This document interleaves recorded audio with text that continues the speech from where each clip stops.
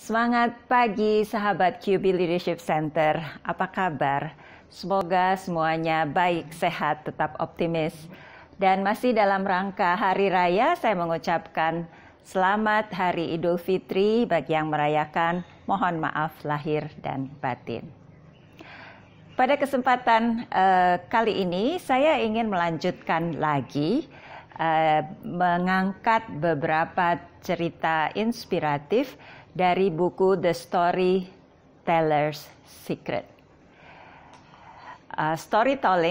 Storytelling atau mendongeng adalah membingkai sebuah ide dalam sebuah narasi untuk memberikan informasi, meng-highlight, dan menginspirasi.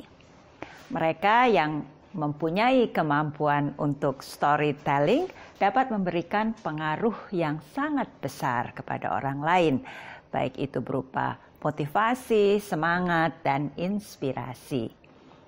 Buku The Storyteller's Secret menampilkan lebih dari 50 storyteller yang sangat berpengaruh. Dikelompokkan ke dalam 5 kategori. Yang pertama, storytellers who ignite our inner fire. Kemudian storytellers who educate. Kemudian storytellers who simplify, storytellers who motivate, dan yang terakhir storytellers who launch movements. Pada video book summary The Storyteller's Secret yang diunggah 2 minggu yang lalu, saya mengangkat satu cerita untuk setiap kategori. Dan saya mendapatkan masukan-masukan bahwa cerita-cerita itu sangat bermanfaat. Dan karenanya pada video kali ini saya akan mengangkat lebih banyak. Jadi video kali ini berfokus kepada storytellers who ignite our inner fire. Ada 2 cerita yang akan saya tampilkan dan masing-masing dilengkapi dengan storyteller's tool dan storyteller's secret. Jadi harapan saya ini akan sangat bermanfaat, kita bisa mencoba menerapkannya. What makes your heart sing? Ketika matahari terbenam di sungai Hudson, 2 pria berdiri di balkon sebuah apartemen mewah, memandang ke arah Central Park, New York. Yang satu usianya 26 tahun. Dia menggunakan celana blue jean dan atasan turtleneck. Pria ini memandang lama ke arah sepatu larinya untuk waktu yang panjang tanpa berkata-kata. Tiba-tiba dia berbalik ke pria yang ada di sebelahnya. Pria di sebelahnya itu berusia menjelang 45 tahun, seorang businessman yang sukses. Pria muda ini menyampaikan kata-kata yang akan mentransformasikan karir keduanya dan mengubah dunia bisnis untuk selamanya. Di balkon apartemen San Remo pada Maret 1983, Steve Jobs berpaling ke John Sculley dan menantang dia dengan pertanyaan sederhana namun tajam. Apakah kamu mau menjual air mengandung gula sepanjang sisa hidup kamu? Atau mau bergabung dengan saya dan mengubah dunia? Sebelum itu, Sculley baru saja menolak tawaran Steve Jobs untuk menjalankan Apple dengan mengatakan bahwa dia akan tetap mempertahankan posisinya di PepsiCo. Tetapi pertanyaan Steve Jobs itu memaksanya untuk berpikir serius. Saya menelan ludah. Saya tahu di sisa hidup saya akan terus bertanya, kesempatan apa yang saya lewatkan? Begitu sekali mengingat pertanyaan itu. Pertanyaan itu seperti menonjok di ulu hatinya. Tonjokan di ulu hati, wow moment, aha moment, apapun istilahnya. Transformasi radikal bisa terjadi secara instan.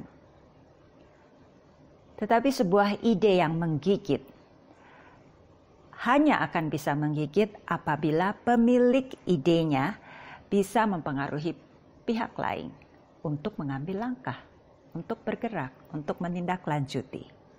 Bila tidak, ide itu sekedar menyalakan neuron di otak kita, di otak seseorang.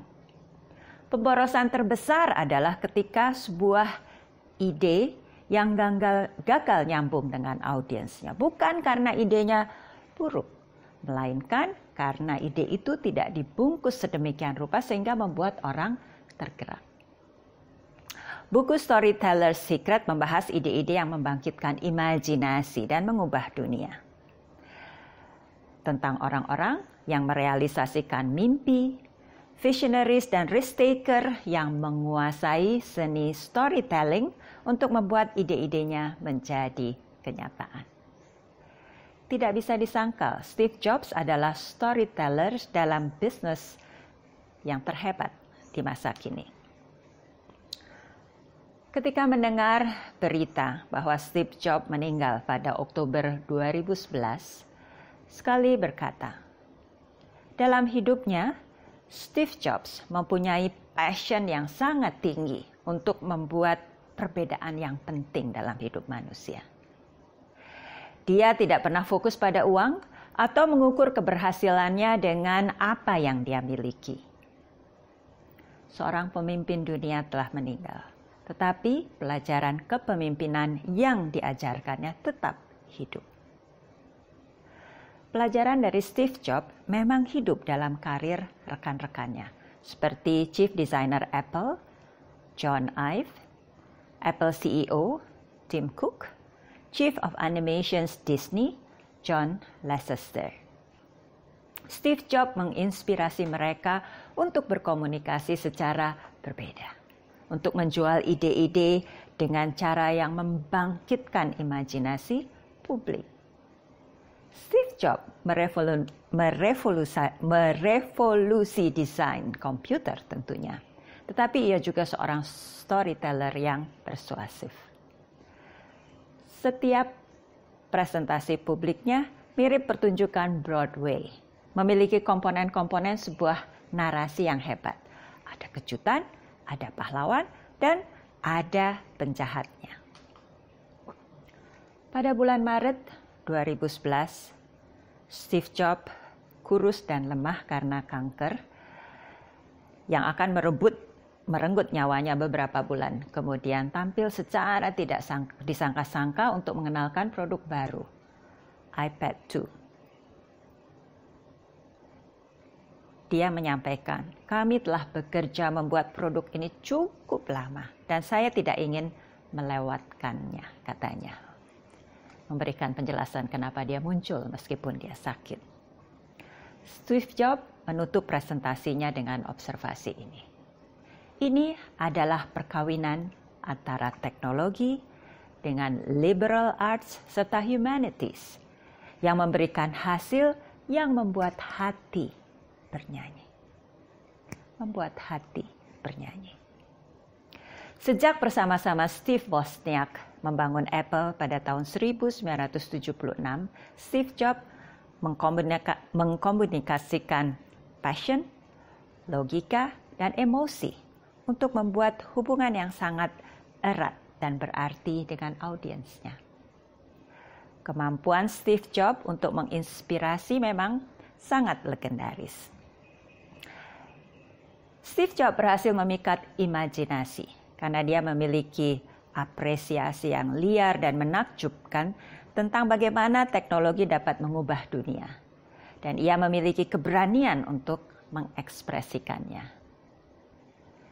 Cerita Anda dimulai dengan passion. Anda tidak bisa menginspirasi kecuali Anda terinspirasi sendiri. Passion adalah sebuah teka-teki. Kebanyakan orang tahu ketika melihat orang lain mengerjakan sesuai dengan passion-nya. Tetapi mereka kesulitan menemukannya untuk diri sendiri. Steve Jobs menemukannya dengan bertanya, apa yang membuat hati saya bernyanyi? Jawaban atas pertanyaan apa yang membuat hati saya bernyanyi akan sangat berbeda dengan apa yang saya kerjakan. Steve Jobs membuat komputer, itu yang dia kerjakan. Tetapi yang membuat hatinya bernyanyi adalah membuat tools yang membantu orang melancarkan kreativitasnya, melakukan dan membuat inovasi-inovasi. 12 Juni 2005, ketika Steve Jobs menyampaikan salah satu pidato hari wisuda terbaik dalam sejarah, dia menyampaikan 2.250 kata-kata dalam 15 menit. Steve Jobs, seorang storyteller, membuat pidatonya dalam 3 bagian yang mendukung tema sentral. Lakukan apa yang Anda cintai. Have the courage to follow your heart and intuition. They somehow already know what you truly want to become, kata Jobs kepada para wisudawan. Pidato yang sangat menggugah itu ditonton oleh 37 juta lebih pemirsa di YouTube, saya cek tadi malam. Para pegawai Apple mengatakan passion Steve Jobs tetap hidup dalam DNA Apple. Passion menular. Passion sangat memikat. Passion menyalakan api di dalam jiwa. Tanya pada diri sendiri, apa yang membuat hatiku bernyanyi? Passion bukan kegiatan di waktu senggang, juga bukan hobi, melainkan sesuatu yang sangat berarti dan inti identitas Anda. Carmine Gallo, penulis buku The Storyteller's Secret, memberikan contoh. Golf baginya adalah sebuah hobi, bukan inti dari identitasnya. Tetapi bagi International PGA Golf Superstar Rory McIlroy, golf adalah passion-nya, inti dari siapa dia. Rory McIlroy pernah berkata, golf adalah apa yang saya pikirkan ketika bangun pagi dan apa yang saya pikirkan ketika saya hendak tidur. Baginya, golf bukan sekedar kegiatan pengisi waktu. Golf adalah mantra yang membuat hatinya bernyanyi. Carmine Gallo bertemu dengan tim startup di balik perusahaan sukses di bidang kesehatan yang didukung beberapa venture capital terbesar di Silicon Valley. Perusahaan ini menciptakan alat tes untuk mendeteksi kanker. Carmine Gallo menanyakan beberapa pertanyaan pada tim startup itu. Mengapa Anda membangun perusahaan ini? Jawabannya, untuk memberikan dampak pada kehidupan pasien. Apa yang dikerjakan perusahaan ini? Dijawab, kami membuat alat yang memungkinkan kami untuk memerangi kanker melalui tes darah yang sederhana. Apa passion Anda? Melayani pasien. Setiap minggu kami melihat pasien-pasien dipertemukan dengan terapi yang bisa menyelamatkan nyawanya. Tapi pertanyaan terakhir ini yang jawabannya berupa cerita. Apa yang membuat hati Anda bernyanyi? Kami bekerja dengan ahli onkologi yang bercerita tentang pasiennya yang telah mereka diagnosa memiliki kanker pankreas. Pasiennya diberitahu bahwa hidupnya tinggal 2 bulan, tidak ada harapan hidup. Ahli onkologi tersebut kemudian mendengar tentang alat tes darah kami dan memutuskan untuk mencoba. Hasil tesnya sukses menemukan mutasi kanker pada pasien tersebut. Mutasinya tidak konsisten dengan mutasi kanker pankreas. Pasien tersebut punya kanker ovarium ternyata. Ahli onkologinya lalu mengubah treatment dan dalam 12 minggu tidak ditemukan lagi kanker pada pasien tersebut. Cerita-cerita seperti ini seperti menyalakan minyak di tengah malam dan terus menyala semalaman. Jadi kalau kita analisa tanya jawab tadi, pertanyaan 1 dan 3 memberikan jawaban faktual. Pertanyaan yang keempat, apa yang membuat hati Anda bernyanyi? men-trigger sebuah cerita. Fakta saja tidak menginspirasi.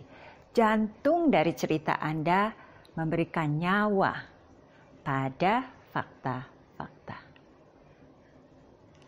Presentasi yang dipenuhi fakta-fakta tidak akan memenangkan hati, pikiran.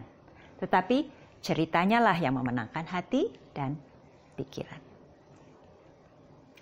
Seorang venture capitalist terkenal mengatakan, dia mendengarkan sebuah pitch seperti mendengarkan lagu. Dia bertanya pada diri sendiri, apakah ini akan ngeklik dengan konsumen? Apakah kail emosionalnya menginspirasi orang-orang untuk bergabung dengan perjalanan pahlawannya? Investor mencari sebuah hubungan emosional. Dia mendengarkan denyut dan passion. Langkah pertama untuk menceritakan cerita yang menginspirasi adalah menemukan hal apa yang membuat hati Anda bernyanyi. The Storyteller's Secret. Storytellers yang menginspirasi dirinya sendiri terlebih dahulu. Mereka memiliki kejelasan apa yang memotivasi dirinya, passion yang mendorong langkahnya, dan mereka dengan antusias berbagi passion dengan audiensnya. Tanyakan pada diri sendiri, apa yang membuat hati saya bernyanyi? Jawabannya adalah pondasi dari cerita-cerita hebat yang dibangun di atasnya. From t-shirt salesman to mega producer. Mark punya banyak waktu untuk berpikir tentang cerita hidupnya dalam penerbangan dari London ke Los Angeles. Di Amerika, dia tidak punya pekerjaan, tidak punya tempat tinggal, dan hanya memiliki berapa ratus dolar di dompetnya. Di atas kertas, dia tidak memiliki CV yang menarik. Dia pernah bertugas di militer Inggris. Umurnya 22 tahun dan tidak pernah kuliah. Bagaimana mungkin dia bisa sukses di negara yang belum pernah dikunjunginya? Mark memutuskan untuk membangun ceritanya sendiri dan akan belajar agar dapat menceritakannya dengan sangat baik. Meskipun bukan warga Amerika, Mark memiliki dua kepribadian yang akan membantunya mencapai the American Dream, yaitu optimis dan percaya diri. Mark mendarat di LA pada 18 Oktober 1982 tanpa tiket pulang. Jadi tiketnya hanya satu arah saja. Temannya Nick menemuinya di bandara dan membawa berita baik. Katanya ada orang kaya di Beverly Hills membutuhkan seorang nanny. Mark diinterview oleh keluarga itu malamnya. Mereka awalnya merasa tidak nyaman dengan pengalaman Mark, seorang nanny laki-laki tidak biasa di Los Angeles. Dan Mark tidak memberikan kesan sebagai seorang yang dapat menjalankan tugas-tugas domestik dengan baik. Tetapi kemudian Mark menyampaikan pitch yang tidak bisa ditolak. Menggunakan teknik narasi analogi yang efektif, dia menyampaikan pada pasangan itu bahwa memiliki mantan penerjun payung Inggris di rumah akan memberikan pengamanan terbaik, seperti meng-hire seorang nanny dan sekaligus seorang bodyguard. Dengan narasi yang bagus itu, Mark mendapatkan pekerjaannya dalam waktu 24 jam sejak mendarat di Amerika. Pekerjaan pertama produser televisi Mark Burnett di Amerika adalah membereskan piring-piring dari dishwasher, peralatan yang belum pernah dilihat sebelumnya. Dalam 2 tahun bertugas sebagai nanny, Mark mempelajari kebiasaan orang-orang kaya dan belajar pembelajaran berharga tentang sukses. Hal yang melesatkan dirinya ke puncak industri televisi.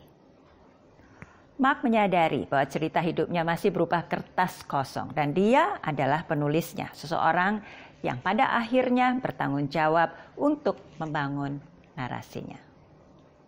Pelajaran yang kedua, dia juga belajar bahwa dia memiliki bakat storytelling untuk menjual ide. Dan dia bawa ide itu ke pantai. Rencana bisnis pertamanya adalah membeli t-shirt seharga $2 dan menjualnya seharga $18. Dan karena dia tidak punya uang untuk menyewa booth, maka dia menyewa pagar. Dan karena tidak punya menyewa keseluruhan pagar, maka dia menyewa 3 meter saja dari bagian pagar tersebut. Meskipun Mark belum pernah menjadi salesperson, belum pernah hadir di kuliah tentang atau di seminar-seminar tentang salesperson, belum pernah belajar juga, tetapi dia sukses karena dia tahu the storyteller's secret. Pelanggan membeli dari orang yang dia sukai, yang bisa dianggap teman. Dan seorang teman tidak menjual, dia bercerita. Mark Burnett belajar untuk membangun cerita di balik t-shirtnya dan membentuk narasi yang sesuai dengan kepribadian audiensnya, kepribadian mereka yang berkunjung ke pantai di selatan California tersebut. Mark Burnett akan bercerita tentang di mana t-shirtnya dibuat, siapa yang membuat, dan detail-detail seni yang terlibat di dalam desainnya. Mark Burnett belajar untuk membaca audiensnya dan membangun narasi yang menarik sesuai dengan audiensnya. Apakah audiensnya saintis, seorang seniman, anak muda, seorang travelers, masing-masing mempunyai profilnya sendiri. Dan Mark berusaha mengenali dan membangun cerita yang sesuai dengan audiensnya tersebut. Selama 2 tahun, Mark bercerita tentang t-shirtnya kepada ribuan orang dari berbagai lapisan masyarakat yang datang dari seluruh dunia. Dia sangat sukses, sehingga dia bisa melunasi sewa pagar senilai $1.500 per bulan hanya dengan penjualan 1 hari saja. Penghasilan sisanya dia tabung dan dia investasikan di dalam perdagangan real estate. Dalam waktu 8 tahun sejak dia pertama kali mendarat di Amerika, dia telah mengumpulkan $1 juta yang pertamanya. Di tahun 1998, Mark Burnett membeli hak atas kompetisi tim Inggris bernama Survivor.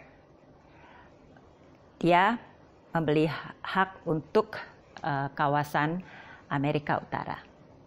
Dia berpikir acara ini akan mendapatkan penggemar di Amerika. Sebagai mantan penerjun payung Inggris, Mark Burnett memiliki passion yang tinggi pada olahraga ekstrim. Dan dia tahu menempatkan satu grup orang di situasi yang sangat menantang akan memunculkan pahlawan dan penjahat. Dan itu adalah komponen penting dari sebuah cerita.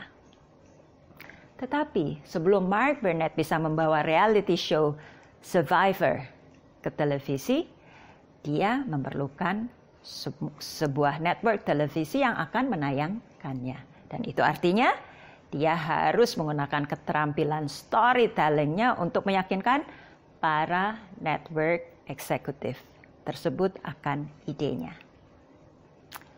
Pada intinya, Survivor adalah acara reality show di mana sekelompok orang diisolasi di sebuah lokasi remote dan mereka bersaing untuk mendapatkan hadiah 1 juta. Tetapi untuk membuatnya menarik tentu tidak bisa hanya seperti itu.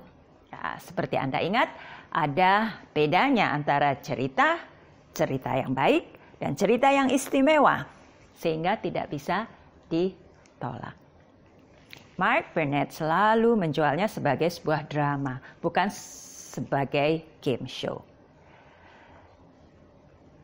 Dia bilang, ketika saya dalam perjalanan bisnis, saya biasa melihat pesawat terbang, melihat para penumpang yang lain, lalu membayangkan pendaratan darurat di sebuah pulau. Begitu Mark mengenang masa lalunya.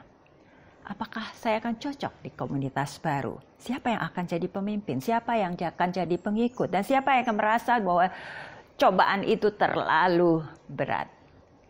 Dalam program Survivor, kontestan adalah orang-orang terbuang yang dikelompokkan dalam suku-suku. dan diusir dari pulau itu satu persatu oleh Dewan Kesukuan. Keterampilan terbaik saya adalah dalam bercerita dan pitching ide-ide, kata Mark Burnett dalam biografinya.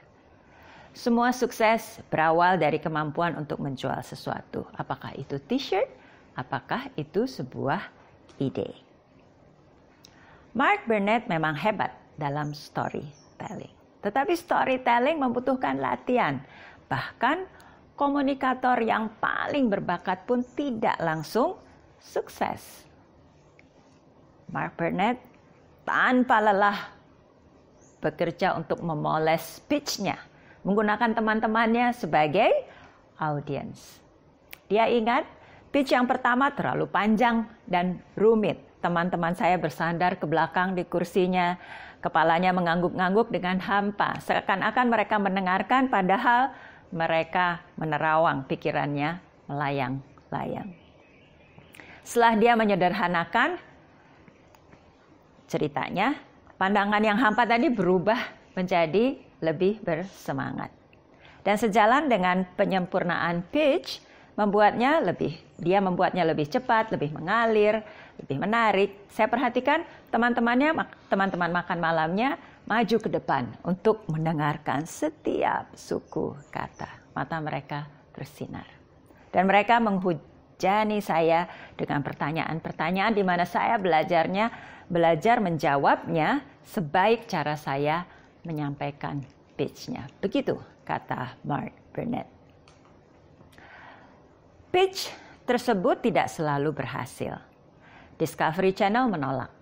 Seorang eksekutif di USA Network bahkan menolaknya dalam 30 detik saja. CBS yang akhirnya membeli show tersebut menolak pada awalnya. Ketika pitching ide, Mark Burnett percaya bahwa tidak berarti satu orang tidak sejalan dengan visi Anda. Pada saat itu, orang yang lain mungkin akan setuju.